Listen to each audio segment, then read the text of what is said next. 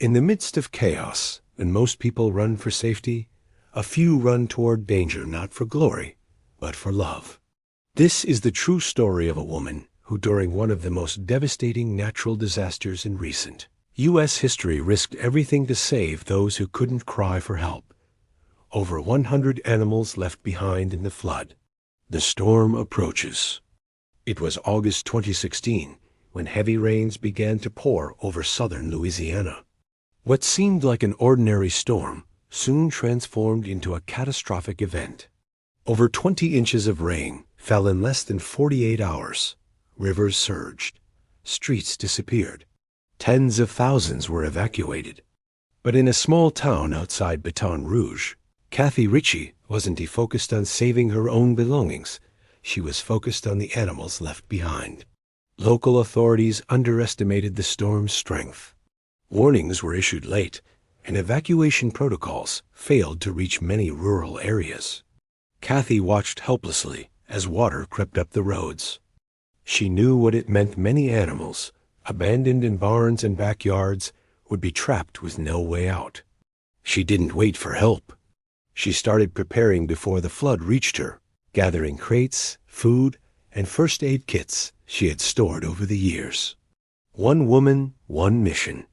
Cathy, a lifelong animal lover and owner of a modest rescue shelter called Ark for the Forgotten, knew the floodwaters would reach her property within hours.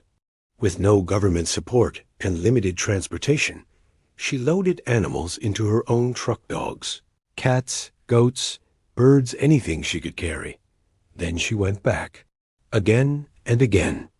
Over the course of 3 days, she made more than 20 trips, sometimes waist-deep in water, carrying crates over her head, refusing to leave any creature behind. She borrowed boats from neighbors and local fishermen when the roads became impassable. At one point, she fashioned makeshift flotation devices from barrels and boards to carry smaller animals. Her body was scratched, her clothes soaked, her energy depleted. But Cathy's heart was unwavering. Each bark, each cry, each whimper pulled her back into the floodwaters. The tipping point. At one point, Cathy had over 50 animals temporarily sheltered in her own home, barn, and even in neighbors' garages. She coordinated donations via her phone, which she charged using a solar lantern. Volunteers began to hear about her efforts and trickled in. Food was scarce, medicine even scarcer. Still, Cathy pressed on. "They don't have a voice," she said, "so I'll be theirs." Shelters in the surrounding areas were overwhelmed.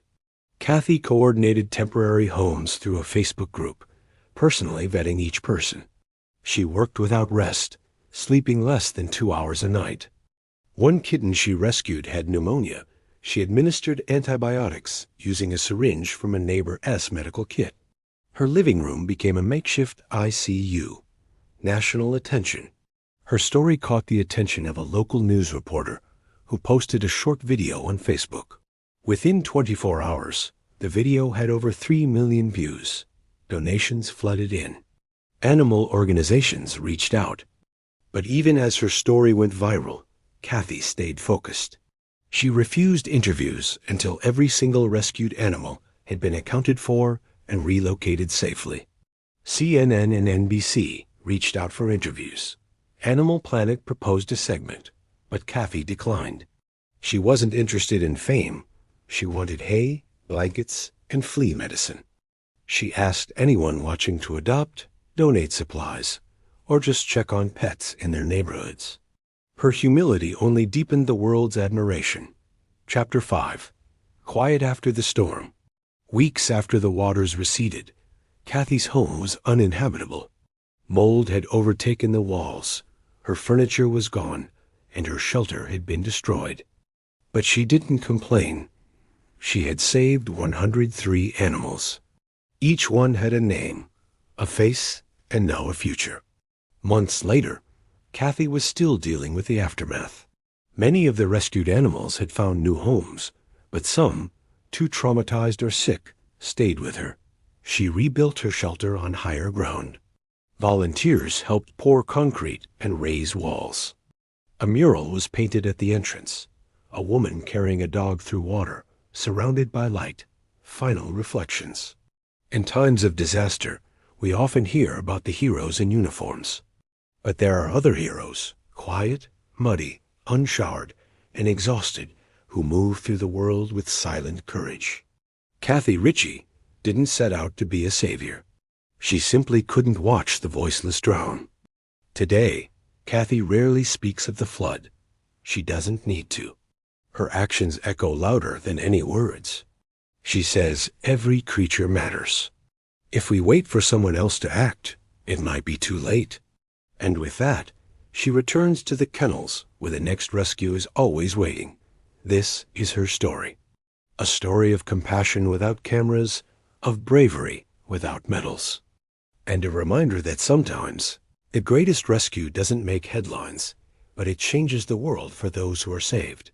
References. WAFB Channel 9 News.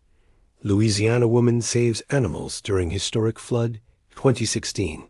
The Dodo. One woman rescued 100+ animals from the floodwaters. National Geographic Feature 2017. Animals in Crisis. Stories from the Louisiana Flood. Interview with Cathy Ritchie on NPR Louisiana, 2016.